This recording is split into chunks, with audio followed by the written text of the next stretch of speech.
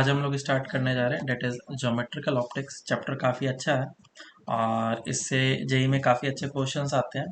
मतलब 2 questions 3 questions तो तुम मान करके चलो, हर एक साल का रिकॉर्ड है। क्वेश्चन इससे आते ही आते हैं और इजी क्वेश्चंस भी आते हैं, टफ क्वेश्चंस भी आते हैं। 12th का चैप्टर है, काफ़ी इंपॉर्टेंट। तो स्टार्ट करते हैं हम लोग ज्योमेट्रिकल ऑप्टिक्स।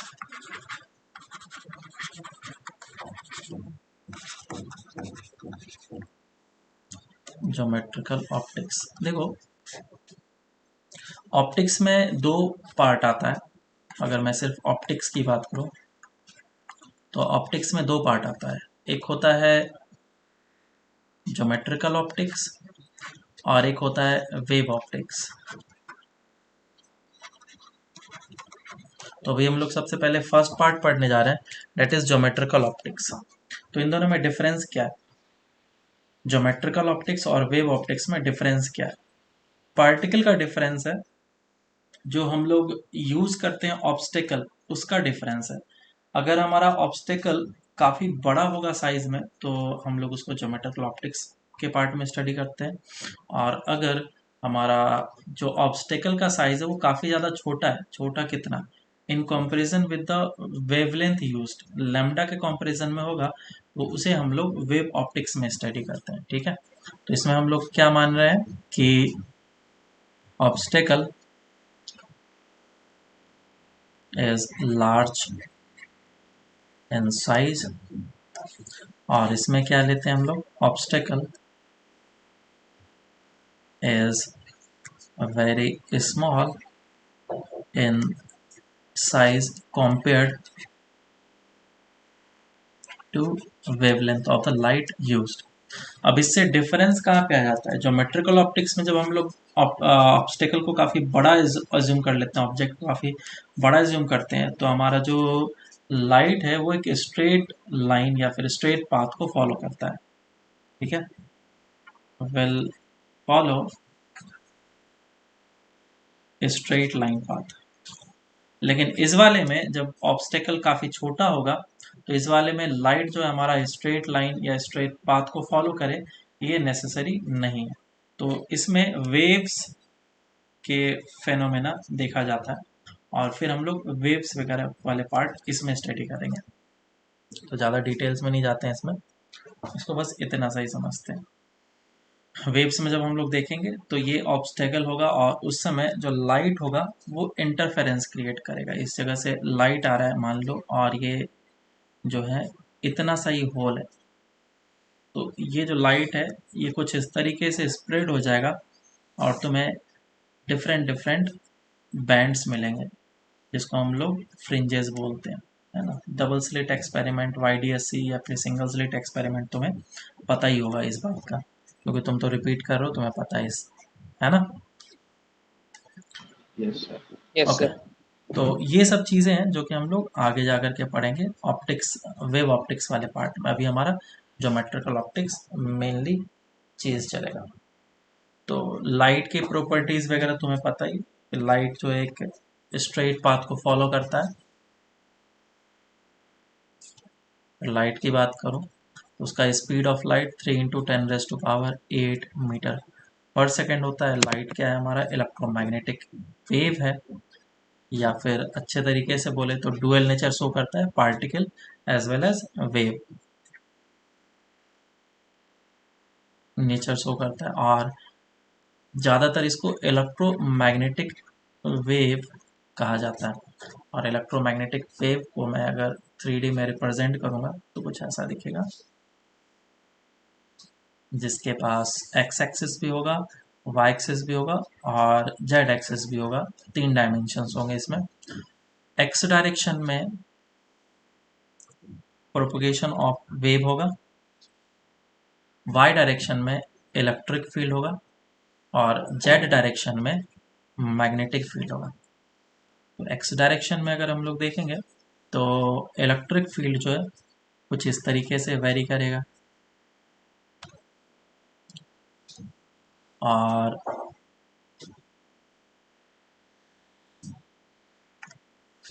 वाई डायरेक्शन में मैग्नेटिक फील्ड जो है वो कुछ इस तरीके से वेरी करेगा।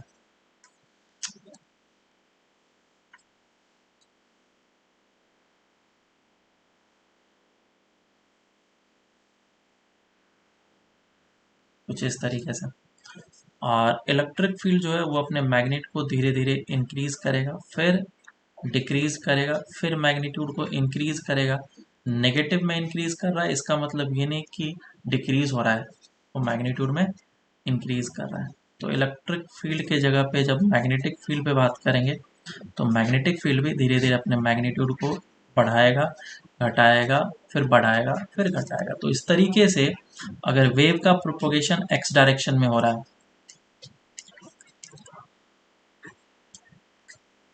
वेलोसिटी ऑफ इलेक्ट्रोमैग्नेटिक वेव जो है इस डायरेक्शन में, अगर इस डायरेक्शन में इसका प्रोपोगेशन हो रहा है तो इसके परपेंडिकुलर डायरेक्शन में इलेक्ट्रिक फील्ड आता है, और उसके एक और परपेंडिकुलर डायरेक्शन में मैग्नेटिक फील्ड आता है। और ये दोनों इलेक्ट्रिक फील्ड और मैग्नेटिक फील्ड क्या करते हैं, टाइम वेरिंग होता है, टाइम के साथ वेरी करता है। और यही जो प्रॉपर्टी है जिसके कारण से इसके पास एनर्जी अच्छे तरीके से स्टोर हो पाता है और वो कैरी कर पाता है किसी भी जगह पे, मतलब वैक्यूम हो चाहे मीडियम हो। ओके, तो अब आगे चलते हैं। लाइट जो है हमारा स्ट्रेट लाइन को पाथ को फॉलो करता है, हम लोग ये कंसिडर करेंगे अभी के लिए। Third, moves in a straight path for this chapter only। हालांकि वो स्ट्रेट पाथ में फॉलो नहीं करता है, वो हमें पता है। इलेक्ट्रोमैग्नेटिक स्पेक्ट्रम जो होता है, जो वेवलेंथ्स जिस जो होते हैं उसको देख लेते हैं। इलेक्ट्रोमैग्नेटिक जो स्पेक्ट्रम होगा,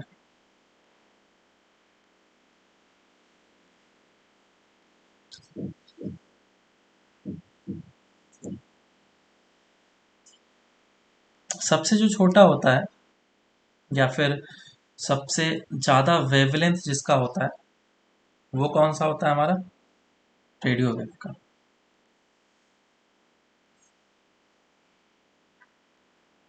उसके बाद फिर माइक्रोवेव, उसके बाद फिर इंफ्रारेड,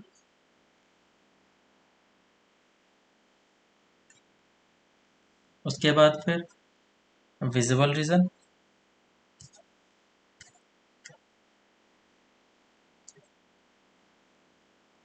उसके बाद फिर अल्ट्रावायलेट,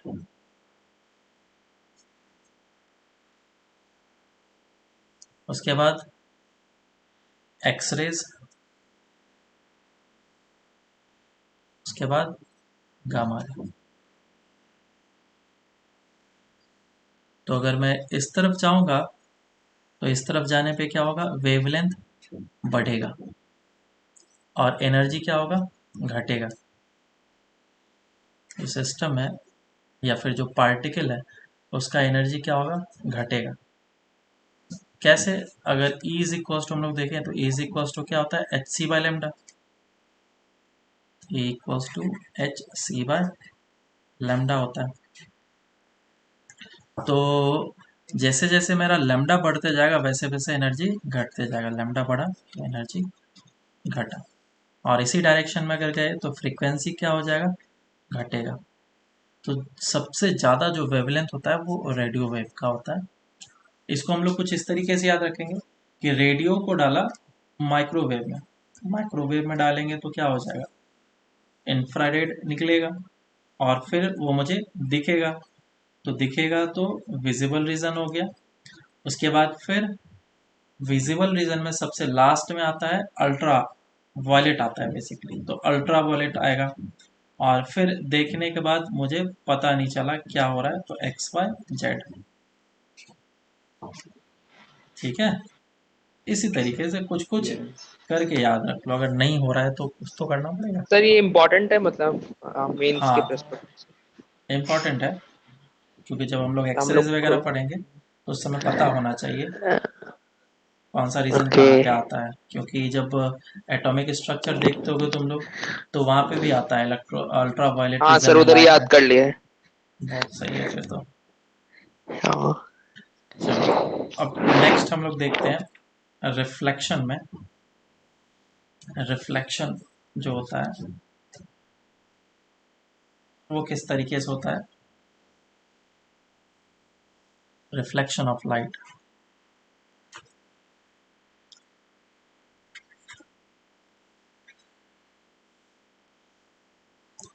क्या है रिफ्लेक्शन ऑफ लाइट?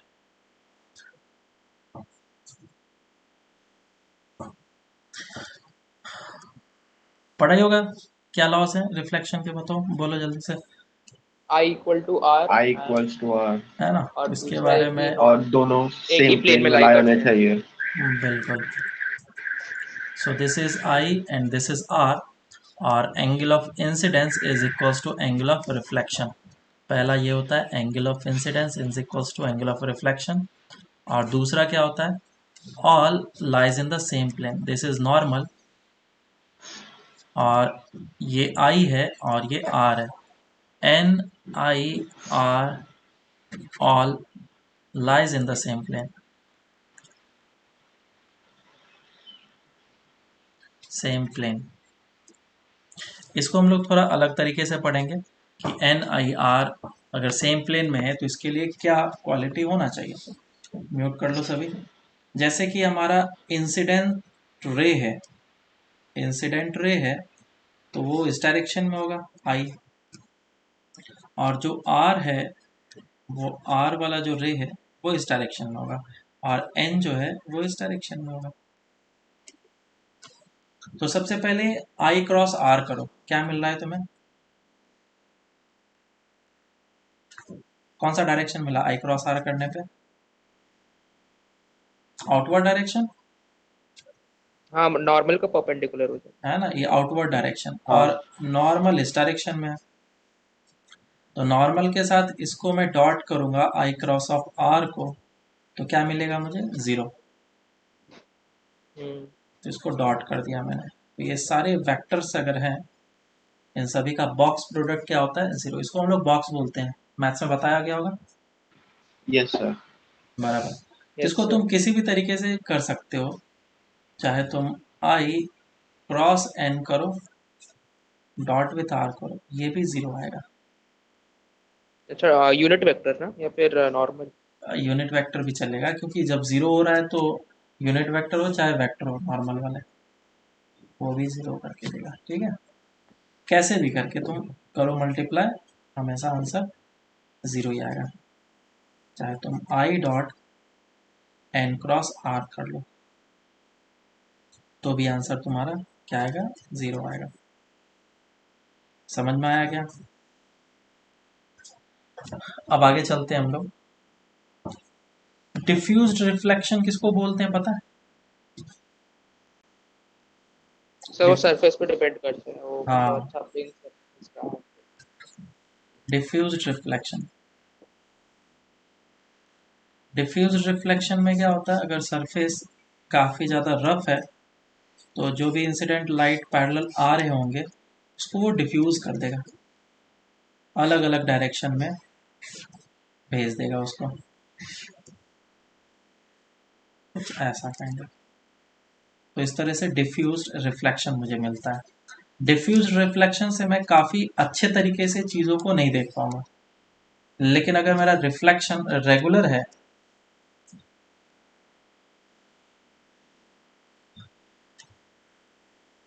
जैसे कि मिरर, अगर मिरर रखा हुआ है तो मिरर को कैसे करते हैं, बनाते हैं हम लोग, एक ग्लास लेते हैं, ग्लास के ऊपर क्या कर देते हैं, पीछे एक साइड में पॉलिश कर देते हैं मरकरी से, या फिर कोई भी ऐसा रिफ्लेक्टिंग सरफेस होने के करने के लिए। तो इधर से जो भी इंसिडेंट लाइट आएंगे उसको वो रेगुलर वे में रिफ्लेक्ट करेगा। ठीक है, तो मुझे जो इमेज दिखेगा वो बिल्कुल क्रिस्प दिखेगा, जिसकी इंटेंसिटी लॉस नहीं होगी। जितना इंटेंसिटी का लाइट आया उतना इंटेंसिटी का लाइट रिफ्लेक्ट कर गया। नॉर्मल इंसिडेंस और ग्रेजिंग इंसिडेंस क्या होता है? तो नॉर्मल के लॉन्ग और दूसरा। And grazing incidence.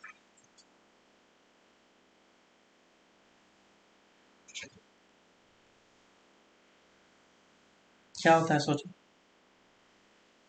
Normal incidence का मतलब परपेंडिकुलर होना चाहिए मिरर के। अगर ये हमारे पास मिरर है और मैं जस्ट परपेंडिकुलरली इंसिडेंट लाइट को कराता हूँ तो रिफ्लेक्ट भी परपेंडिकुलर करेगा, मतलब एंगल ऑफ इंसिडेंस कितना हो गया, 0।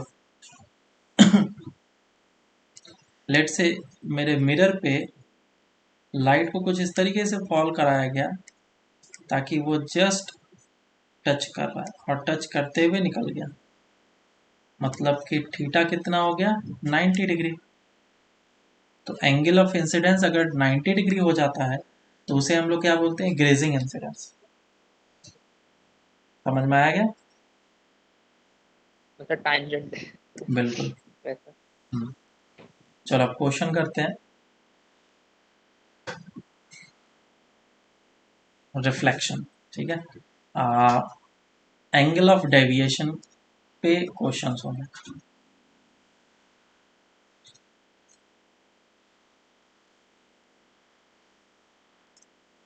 एंगल ऑफ डेविएशन, रिफ्लेक्शन के छोटे छोटे क्वेश्चन होते हैं, वो तो नहीं कराऊंगा। एंगल ऑफ डेविएशन में ही हमारा काम हो जाएगा। लेट्स से कि एक मिरर है और लाइट रे कुछ इस तरीके से फॉल कर रहा है at an angle of theta. बताओ इसका एंगल ऑफ डेविएशन कितना होगा?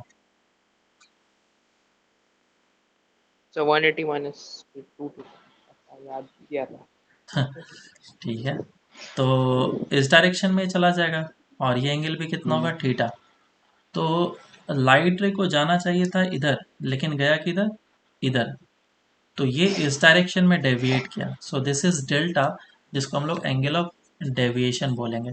तो डेविएशन जो है दो डायरेक्शन में हो सकता है, एक क्लॉकवाइज डायरेक्शन और एक anti clockwise direction. This is initial and this is final.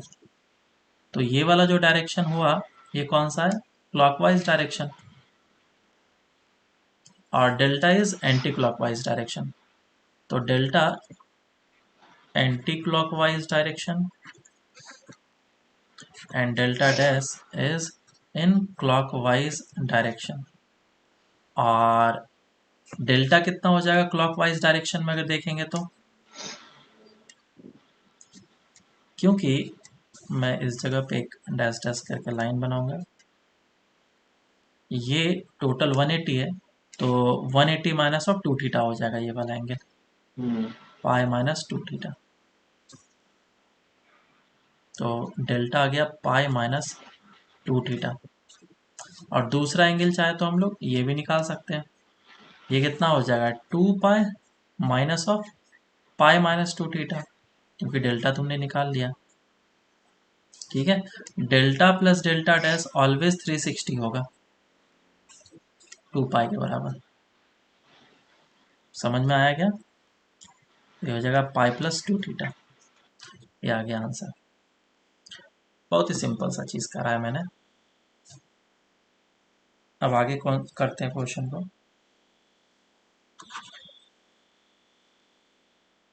ये एक मिरर है मेरे पास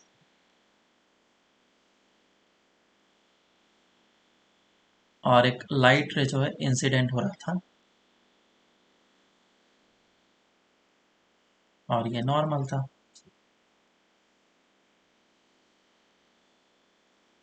तो बोला गया अगर मिरर को रोटेट कराया जाए इस डायरेक्शन में, बराबर है क्या? अगर मैं इस मिरर को थीटा से रोटेट कराऊं, if the mirror is rotated through theta in clockwise direction, then find the rotation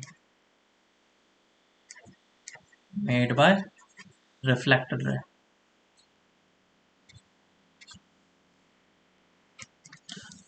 angle of incident या फिर जो डायरेक्शन ऑफ इंसिडेंट रे है उसको फिक्स रखा गया है।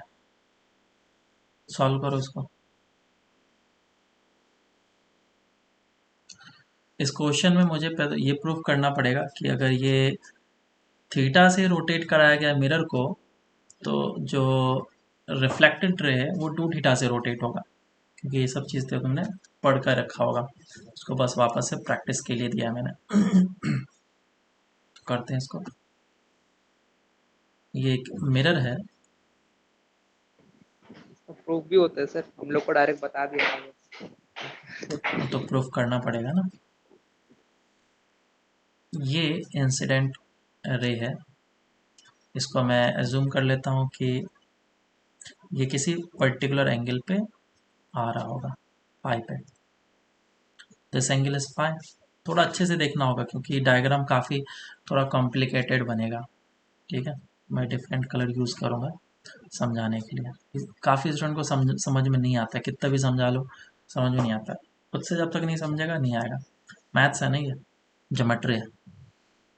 अब इसको मैं थीटा से रोटेट करूँगा, तो अगर ये मिरर है मेरे पास, तो नॉर्मल भी उतने से ही रोटेट हो जाएगा जितना मिरर रोटेट करेगा थीटा से, तो नॉर्मल भी उतने से रोटेट कर जाएगा। तो मेरा नॉर्मल जो है वो रोटेट करके इस जगह पे आ गया, और मिरर को मैंने थीटा एंगल से रोटेट किया, ऐसा।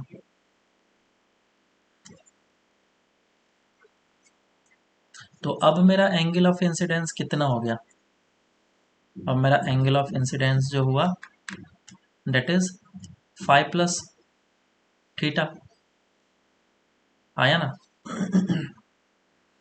क्योंकि Yes, sir. ये एंगल थीटा हो गया है और तुमने ये एंगल भी थीटा लिया है, तो this angle is also theta. मैं हर एक को मार्क कर रहा हूँ। तो जो रिफ्लेक्टेड रे होगा वो इस डायरेक्शन में जाएगा, इस नॉर्मल से बनाते हुए इस डायरेक्शन में फाइनल। और ये भी कितना एंगल होगा? Same angle of incidence equals to angle of reflection which is theta plus phi. तुम्हें क्या निकालना है? इस वाले और इस वाले के बीच का एंगल निकालना है, कितने से ये रोटेट किया, ये एंगल निकालना है। निकाल सकते हो क्या?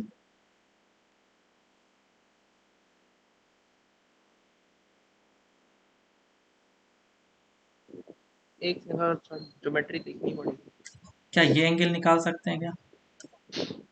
ये वाला हम्म, ये एंगल थीटा दिया हुआ है, ये एंगल फाई हाँ, दिया एंगल हुआ ऑफ है, incidence equal to angle of R से। तो ये एंगल कितना हो जाएगा? फाई माइनस थीटा, है ना? अब इसमें से मुझे माइनस करना पड़ेगा, इस पूरे एंगल में से मुझे इस एंगल को माइनस कर लेना पड़ेगा, तो ये डेविएशन आ जाएगा, डेल्टा कितना आ जाएगा? That theta plus five minus of five minus theta, तो फाइव कैंसिल आउट हो जाएगा, आंसर आ जाएगा 2 थीटा। अरे समझ में आया नहीं आया? Yes, sir. Yes sir. है ना? तो इधर से हाँ. हमें पता चल गया कि अगर मैं रोटेशन करूंगा मिरर में थीटा से, हमेशा याद रखना है, अगर मैं मिरर में थीटा से रोटेशन करूंगा, तो ये जो रोटेशन करेगा वो कितने से रोटेशन करेगा? नॉर्मल थीटा से रोटेशन करेगा, लेकिन रिफ्लेक्टेड जो है रोटेशन वो कितने से करेगा? 2 थीटा से करेगा, अगर तुमने इसको फिक्स रखा है तो। चलो अब नेक्स्ट करते हैं हम लोग। इस बार सिंपल सा काम करेंगे कि जो इंसिडेंट लाइट रे है इसे इस पॉइंट के अबाउट इस डायरेक्शन में रोटेट कराया गया थीटा से, तो रिफ्लेक्टेड रे कितने से रोटेट करेगा? क्या सर, वापस बोलो इसको। Find the deviation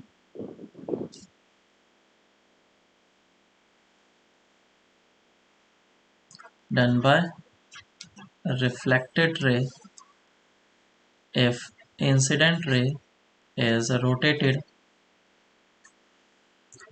by theta in anti-clockwise direction. Solve करो इसको, सिंपल है, देख करके बता सकते हो। तो क्या करना पड़ेगा, ये जो मेरे पास मिरर है, इधर से इंसिडेंट लाइट रे आ रहे होंगे, तो फाई एंगल होगा इंसिडेंट लाइट रे का, और जो रिफ्लेक्टेड लाइट रे होगा वो भी थीटा, सॉरी फाई एंगल देना था मुझे, फाई एंगल पे, ये भी फाई एंगल पे। अब तुमने इसको थीटा से रोटेट कर दिया, तो इंसिडेंट लाइट रे अब इस जगह पे आएगा, तो ये थीटा से गया, तो ये भी इस डायरेक्शन में जाएगा, तो angle of incidence is equal to angle of reflection,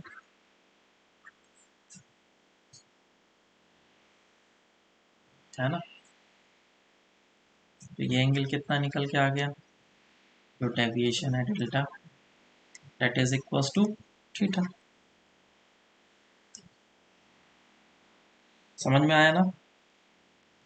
लेकिन डायरेक्शन Yes, sir. किधर है, अगर मैं इस डायरेक्शन में रोटेट करता हूँ तो इस डायरेक्शन में डेविएट करता अच्छा, है उल्टा ना।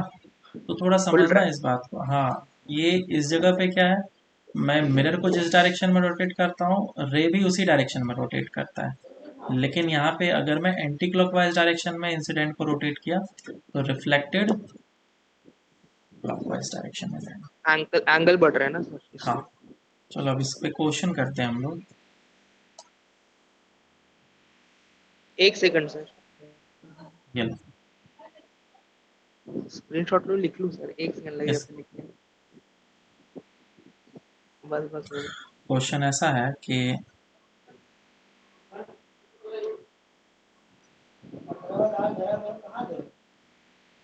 ये नीचे एक मिरर है और एक लाइट रे जो है इंसिडेंट हो रहा है इसके ऊपर, और ये एंगल है थीटा, और ये है wall, and this distance is D. तो पूछा गया अगर इस इंसिडेंट लाइट को रोटेट कराया जा रहा है, if the incident ray is rotated with omega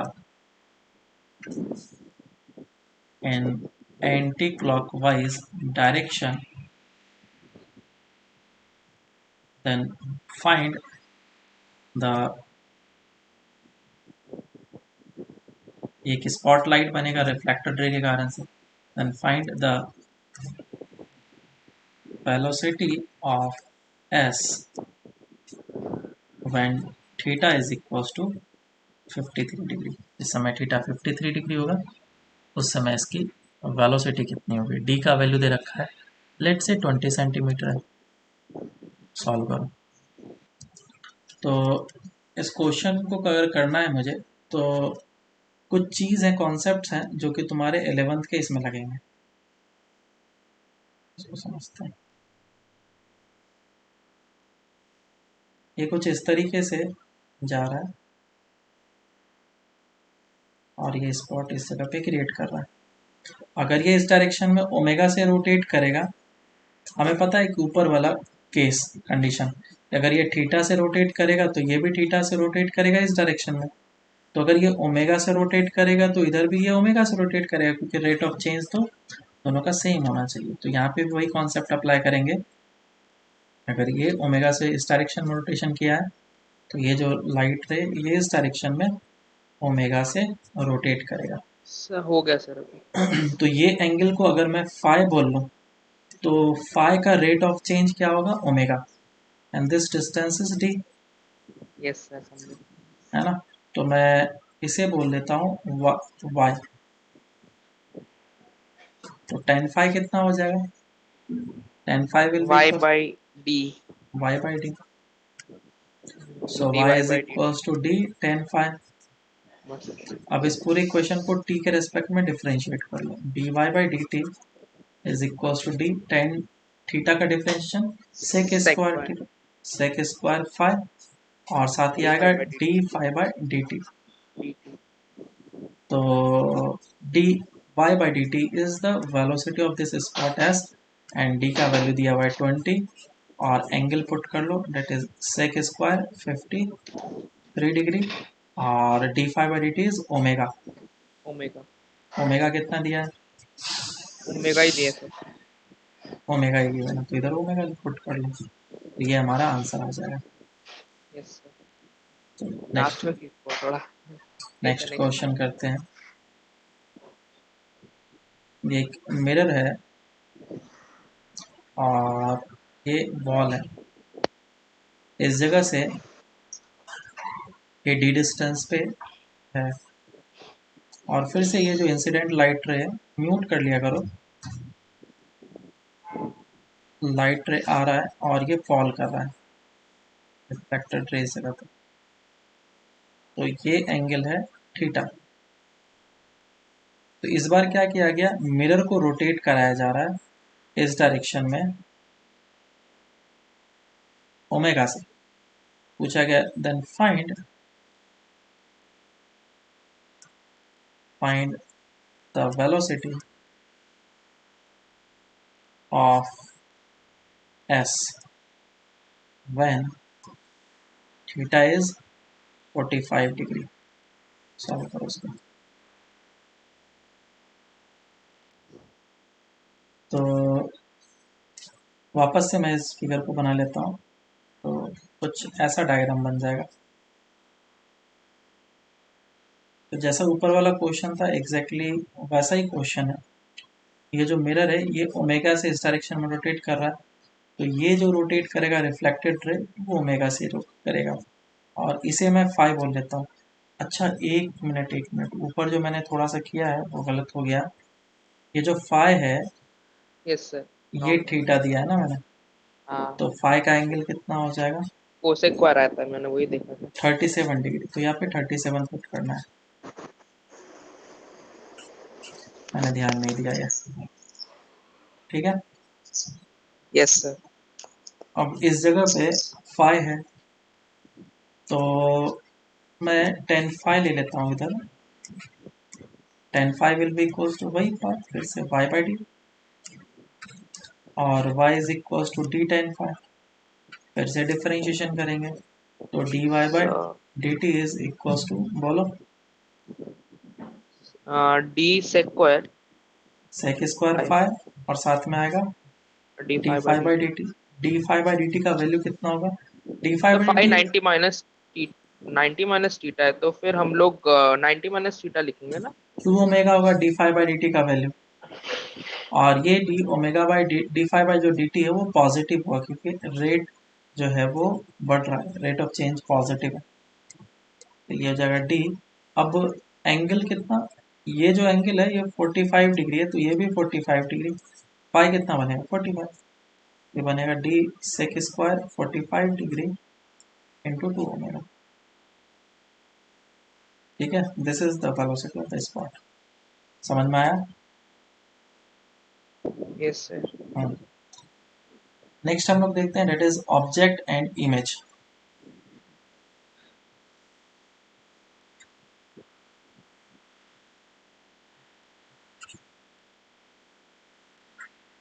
object and image, किसी भी लाइट रे का इंटरसेक्शन पॉइंट ऑब्जेक्ट या फिर इमेज कहलाता है। लेकिन जो लाइट रे है जो इंटरसेक्ट कर रहा है वो कैसा लाइट रे है, इंसिडेंट लाइट रे या फिर रिफ्लेक्टेड लाइट रे? अगर रिफ्लेक्टेड लाइट रे का इंटरसेक्शन हुआ तो इमेज मिलेगा। ऑब्जेक्ट को कैसे डिफाइन करेंगे? इंटरसेक्शन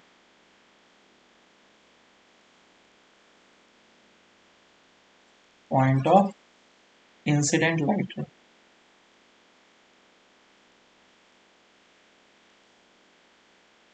कोई भी जो लाइट रे है वो इंसिडेंट हो रहा है और वो जाकर के इंटरसेक्ट कर रहा है, तो ये पॉइंट क्या कहलाएगा, ऑब्जेक्ट कहलाएगा। और इमेज किसको बोलेंगे हम लोग, कोई भी रिफ्लेक्टेड लाइट रे का इंटरसेक्शन पॉइंट इमेज कहलाएगा, intersection point of reflected light रे। रिफ्लेक्टेड या फिर रिफ्रैक्टेड बात एक ही है। तो कोई भी लाइट रे जो कि रिफ्लेक्ट किया हुआ है और रिफ्लेक्ट करने के बाद फिर वो इंटरसेक्ट कर रहा है, तो इस तरीके से वो क्या बनेगा, इमेज बनेगा। ठीक है, देखो एरो का दिखाने का तरीका अलग होना चाहिए। तो मैं एक कन्वेंशन बता रहा हूँ, अगर कोई भी पॉइंट ऑब्जेक्ट रखा हुआ है उससे लाइट रे हमेशा बाहर निकलेगा, ऐसा हम लोग हमेशा मानते हैं। तो ये जो इंसिडेंट लाइट रे है उसको बैक ट्रेस कराएंगे तो यहाँ पे इंटरसेक्ट करेगा। तो बेसिकली ऑब्जेक्ट इस जगह पे रखा हुआ था। अब रिफ्लेक्टेड रे किस तरीके से दिखेगा, हमें इमेज पता है नहीं, कहीं से रिफ्लेक्शन किया, रिफ्लेक्शन करने के बाद जाकर के वो इस जगह पे इंटरसेक्ट किया। तो जिस जगह पे इंटरसेक्ट किया लाइट रे ऐसे करके आ रहा था, ये पॉइंट क्या बनेगा, इमेज बनेगा।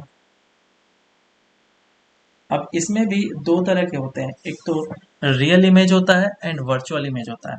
ऑब्जेक्ट में भी सेम चीज होता है, real and virtual. Real object and virtual object. और इसमें क्या होगा, real image and virtual image.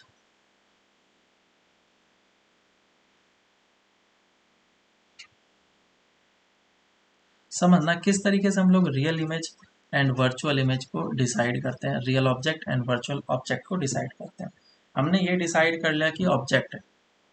अब ऑब्जेक्ट के बाद हमें कैसे पता चलेगा कि रियल है या वर्चुअल।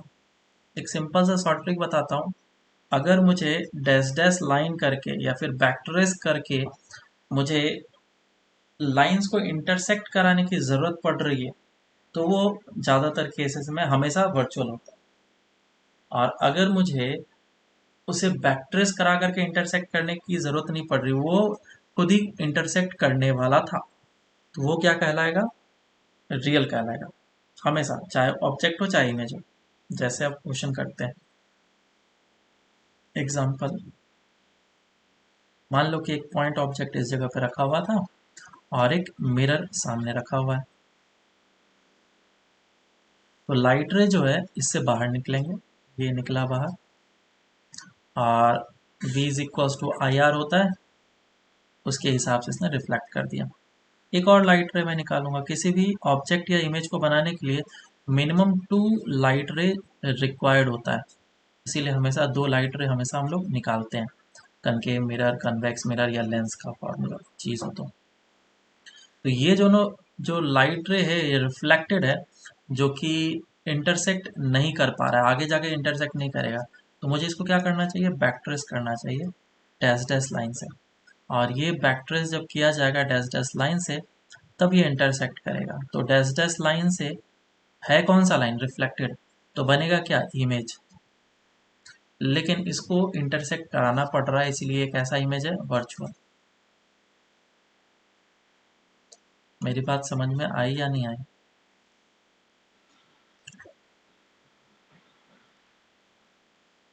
ठीक है, अब एक और केस देख लेते हैं। मान लो कि हमारे पास मिरर है और जो इंसिडेंट लाइट रे था वो कुछ इस तरीके से आ रहा है। लाइट रे किसी भी जगह से आ रहा होगा, नहीं पता अभी, लेकिन आ रहा है। This is the incident light रे और ये इस तरह से जाकर के टक्कर खाए। तो ऑब्जेक्ट कहाँ पे रखा हुआ है, तुम अगर इसके लेफ्ट साइड में देखोगे तो लेफ्ट साइड में ये कहीं पे भी लाइट रे इंटरसेक्ट नहीं करेगा। इसका मतलब ऑब्जेक्ट जो है वो लेफ्ट साइड में नहीं है। रियल में इंटरसेक्ट लेफ्ट साइड में नहीं कर सकता, वो करेगा तो राइट साइड में ही करेगा इंटरसेक्ट। तो इंटरसेक्ट मुझे जरूरत कराने की जरूरत पड़ रही है डैश डैश लाइन से। तो इन दोनों के इंटरसेक्शन से, इंसिडेंट के इंटरसेक्शन से मिलता है मुझे ऑब्जेक्ट। लेकिन क्योंकि मुझे डैश डैश लाइन से इंटरसेक्ट कराने की जरूरत पड़ रही है, तो ये कैसा ऑब्जेक्ट बनेगा? वर्चुअल। सर मिरर के पीछे वर्चुअल ऑब्जेक्ट। हाँ, पहली बार सुन रहे हो क्या? रिपीट ही कर रहे हो ना तुम? अब ये हाँ रिफ्लेक्ट कर, अब ये रिफ्लेक्ट करेगा, और रिफ्लेक्ट करने के बाद फिर इस जगह पे आकर के इंटरसेक्ट करेगा। So these are reflected ray. तो रिफ्लेक्टेड रे का इंटरसेक्शन पॉइंट तो बनेगा इमेज, लेकिन कैसा इमेज होगा? रियली। मुझे इसको इंटरसेक्ट कराने की जरूरत नहीं पड़ रही, खुद ही करता है, इसलिए बनेगा रियल इमेज। समझ में आया क्या? ऐसे करके हमें देखना। बहुत बुक में left side and right side बताया जाता है, बहुत सारे बुक में reflected side and incident side बोला जाता है। तो इस तरीके से याद रखने की ज़रूरत नहीं है, मैं एक सिंपल तरीका बता दिया। डैश डैश लाइन से मिलाने की ज़रूरत पड़ रही है, चाहे ऑब्जेक्ट हो चाहे इमेज, वो वर्चुअल होता है। और अगर सही में इंटरसेक्ट कर रहा है तो वो रियल होगा। Clear? Yes, sir. Yes sir. अब ऑब्जेक्ट हम लोग जो देख रहे थे अभी तक वो पॉइंट ऑब्जेक्ट था। हमारा एक्सटेंडेड ऑब्जेक्ट भी होता है, तो वो देखते हैं पहले।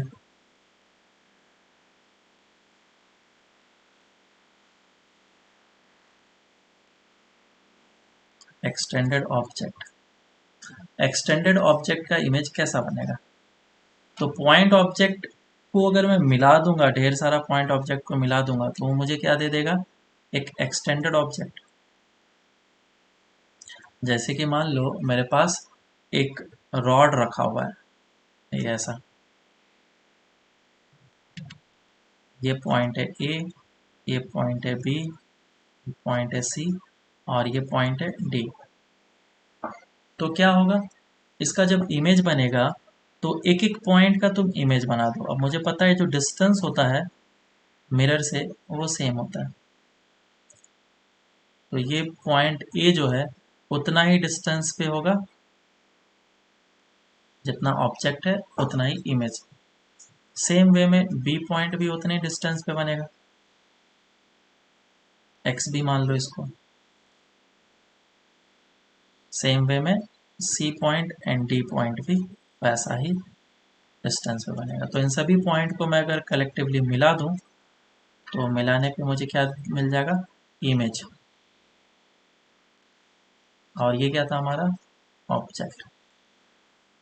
तो एक्सटेंडेड ऑब्जेक्ट का हम लोग इस तरीके से इमेज बनाएंगे। जैसे कि एक और कर लेते हैं, चलो। अगर ये P दिया हुआ है, इस P का इमेज बनाओ, कैसा बनेगा? कर लिया क्या? Yes Yes, sir 9 sir. Number. तो ये जो है ऐसा करके ऐसा बनेगा, अच्छा ऐसे। है ना? Yes sir. हाँ, एक और एग्जांपल कर लेते हैं। ये मिरर, सर क्लॉक वाला वो मस्त। अरे रुको तो, सब करेंगे। ये मिरर मेरा इस तरीके से रखा हुआ है, और ये जो रॉड है वो इस तरीके से रखा हुआ है, बराबर? ओके अच्छा। बताओ इमेज कैसे बनेगा? सर मैंने बना लिया लेकिन बताऊं कैसे, मतलब नीचे बनेगा थोड़ा स्लैंट में। टेढ़ा हो जाएगा थोड़ा। एरो बन जाएगा सर, मतलब दोनों को मिलाएंगे ना एक एरो फॉर्म हो जाएगा, इमेज और ऑब्जेक्ट को मिलाएंगे ना एरो फॉर्म हो जाएगा, मतलब समझ जाओ नीचे की तरफ थोड़ा सा। समझ गया मैं। तो ये है एक्स एक्सिस और ये है वाई एक्सिस।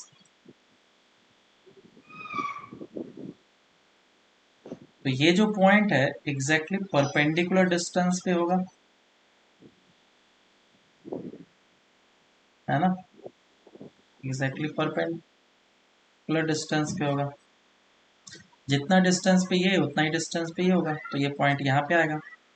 ये पॉइंट भी मिरर से परपेंडिकुलर डिस्टेंस सेम रहेगा। बराबर है क्या? तो ये ऐसा बनने वाला है।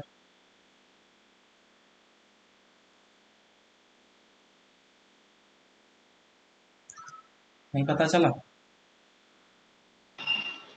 सर ऐसे बोल रहा था मैं। हाँ हाँ, बनने वाला बना ऐसे ही बना। चलो नेक्स्ट क्वेश्चन करते हैं फिर।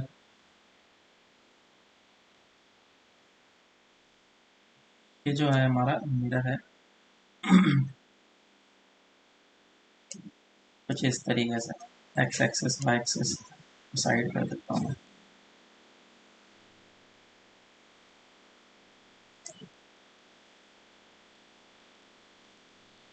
और ये ऐसा गिवन है एरो। बताओ ऐसा होगा। सर 45 डिग्री में इन थर्ड क्वाड्रेंट शायद। सर एक्सिस मान लें अगर। हाँ तो इसको एक्सिस मान लो। ठीक है, ये एक्सिस एज्यूम कर लिया मैंने। तो ये जो पॉइंट है और ये जो पॉइंट है, परपेंडिकुलर डिस्टेंस इससे ले लो ऐसे करके। तो ये इस तरफ चला जाएगा एरो। ठीक है, सेम लेंथ होगा। अगर ये एंगल 45 दिया हुआ है तो लेंथ सेम हो जाएगा। तो इस तरह के क्वेश्चन क्लियर कर लिए मैंने। अब नेक्स्ट क्वेश्चन करते हैं। चलो क्लॉक वाला कर लेते हैं, क्लॉक की बात कर रहे थे तो। ये जो क्लॉक है, इस क्लॉक को साइडवेज रखा गया और इस जगह पे जो क्लॉक था वो कुछ ऐसा दे रहा है रीडिंग 10:20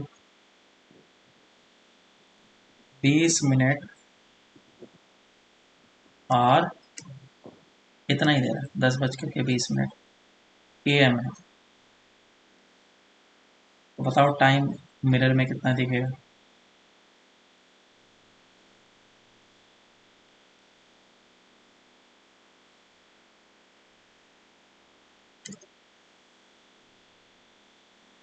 सर 240 के आसपास। 240।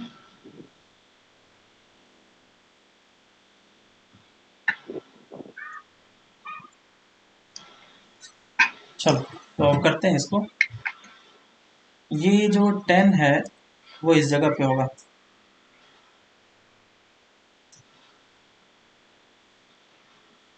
तो यहाँ पे जो बनेगा इसका मिरर इमेज कैसा दिखेगा? ये 12 ऐसा होगा। तो इस वाले लाइन से थोड़ा सा ज़्यादा है, तो इस वाले लाइन से थोड़ा सा पीछे।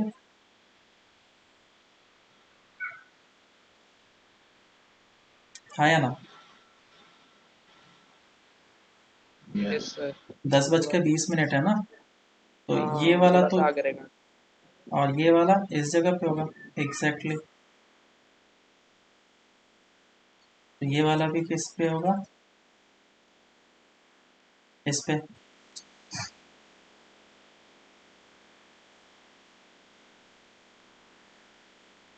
आया ना?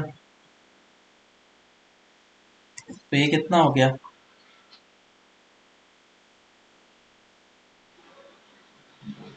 कितना हो गया?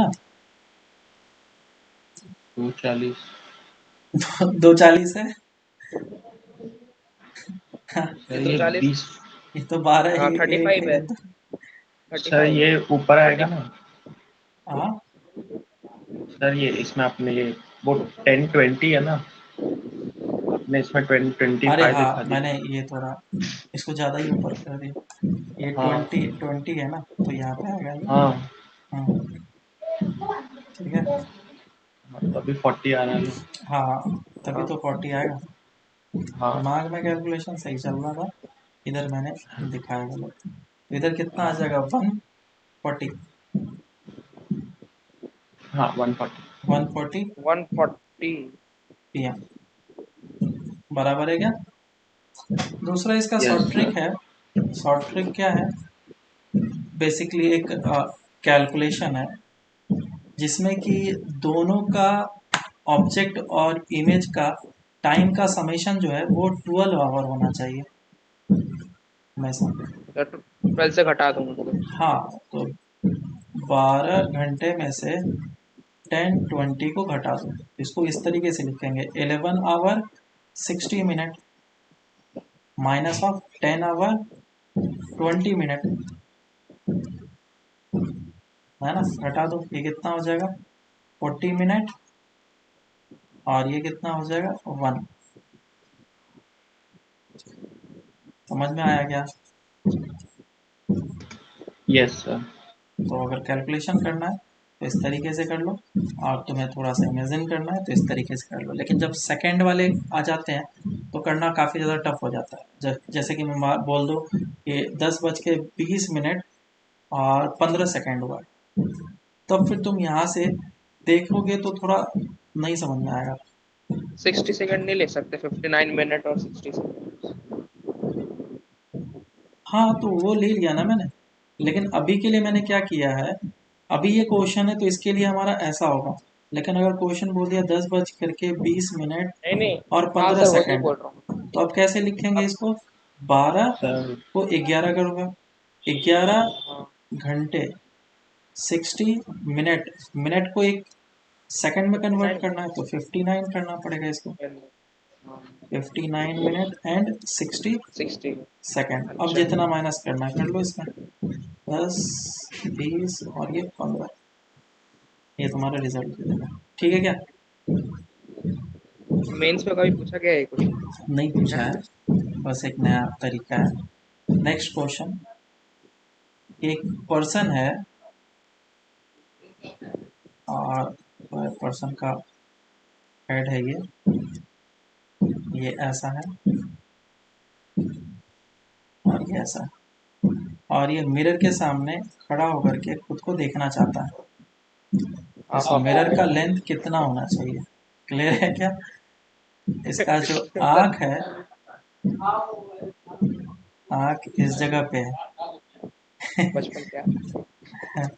तो ये डिस्टेंस है x, और आँख से जो नीचे का डिस्टेंस है डेट इज y। अच्छा, ये मॉडिफाइड लगा। हाँ, तो पूछा गया है, find the minimum length of mirror required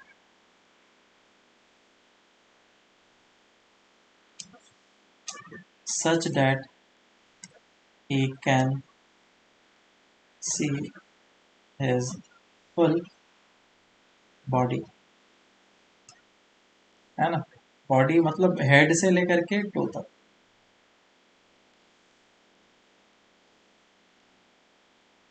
चलो देखो, इसको करते हैं हम लोग, काफी आसान क्वेश्चन है। तो ये जो हमारा पर्सन है, इसको ऐसा करता हूँ मैं, एक सिंपल सा स्ट्रेट लाइन ले लेता हूँ, और इसका आँख इस जगह पे होगा, आई एज्यूम करता हूँ इस जगह पे, और मिरर जो है मुझे इतना बड़ा सा चाहिए। अभी मैं पूरा ही बड़ा सा एज्यूम कर लेता हूँ, जितना बड़ा एज्यूम कर सकता हूँ, और फिर जब रिक्वायर्ड नहीं होगा मिरर, उसको कट कर दूंगा। सबसे पहले वो अपने हेड को देखना चाहता है। अगर हेड को देखना चाहता है तो लाइट रे इस जगह से आएगा और उसके आँख पे गिरेगा, और वो आराम से देख पाएगा फिर। और अगर वो फुट को देखना चाहता है तो इसका मतलब क्या है, इतना सा पार्ट बेकार है, इतना सा पार्ट मिरर का अनयूज्ड है, उसको इरेज कर दिया मैंने। और अपने फुट को अगर देखना चाहता है तो लाइट रे इस जगह से आएगा और ये टक्कर खाएगा, और टक्कर खाने के बाद इस जगह पे पहुंच जाएगा। इसका मतलब नीचे वाला जो पार्ट है मिरर का वो अनयूज्ड है। तो इफेक्टिव मिरर का लेंथ कितना है, दिस मच। अब ये इफेक्टिव लेंथ कैसे निकलेगा, अगर मैं एक परपेंडिकुलर ड्रॉप करूं इस जगह से, तो क्या इन दोनों ट्रायंगल को सिमिलर बोल सकता हूँ। ये लेंथ कितना हो जाएगा, x/2। x/2 plus y/2। हाँ, और ये भी लेंथ कितना हो जाएगा, y/2, क्योंकि ये लेंथ पूरा का पूरा y है और ये लेंथ x है। ये पूरा लेंथ कितना हो जाएगा, minimum length of the mirror x plus y divided by 2। तो ये हमारा आंसर है। इस पे भी अलग अलग तरह के क्वेश्चन दे सकते हैं, बोले कि नहीं सिर्फ मुझे सिर्फ टो को देखना है, हेड को नहीं देखना है, तो मुझे कितना लेंथ यूज करना चाहिए मिरर का, या फिर किस जगह पे मिरर रखा होना चाहिए। ऐसे तुम्हें एडवांस वाले लेवल के क्वेश्चन मिलेंगे। तो ठीक है, फिर आज के लिए इतना ही रखते हैं, बाकी हम लोग फिर नेक्स्ट क्लास से देखेंगे। अभी इसमें और भी चीज़ देखना बाकी है, डेविएशन देखना बाकी है, दो मिरर के कारण से डेविएशन देखना बाकी है, मिरर को दो एंगल पे रखेंगे, इरोडोव का क्वेश्चन वो वाला बाकी है। और फिर हम लोग रिफ्लेक्शन के बाद रिफ्लेक्शन में जाएंगे। ठीक है, सर आज का होमवर्क क्या रखें? हाँ हाँ, होमवर्क में ले लो। एनएलएम कंप्लीट हो गया क्या तुम्हारा? नहीं, मेरा नहीं। हाँ सर, ऑलमोस्ट थोड़ा सा बचा है बस। तो एनएलएम कंप्लीट कर लो उसको। ठीक है, और सर आपने और मेरा फ्रिक्शन भी स्टार्ट करवा दिया और वर्क ज्योमेट्रिकल क्या करूँ? ऑप्टिक्स जो है थोड़ा सा रिवाइज कर लेना, ताकि अभी जो मैं ओके। पढ़ाऊंगा उसमें अच्छे तरीके से तुम्हारा कमांड आए, क्योंकि वीक पार्ट है ना तुम्हारा, हाँ रिवाइज कर सर लेना। ये सर ज्योमेट्रिकल ऑप्टिक्स मैंने पहले भी नहीं पढ़ा था, क्योंकि मेरा वो शिफ्ट करवाया था ना वहाँ पे, तो तो इस मिस बार हो पढ़ गया लो ना इस बार तो था। पढ़ लो, है ना। हाँ ये सर तो इसीलिए बोल रहा हूँ आपने ऐसे रिवीजन कर मैंने लेना। सर या मैंने अभी ऐसे फ्रिक्शन भी स्टार्ट कर दिया, वर्क पावर भी, तो उसको पैरेलली करते रहूं? हाँ, उसको पैरेलली अपना करते रहो, उस पार्ट पे जब आएंगे मतलब तो तुम्हारे लिए आसान होगा, जल्दी हो जाएगा तुम्हारा।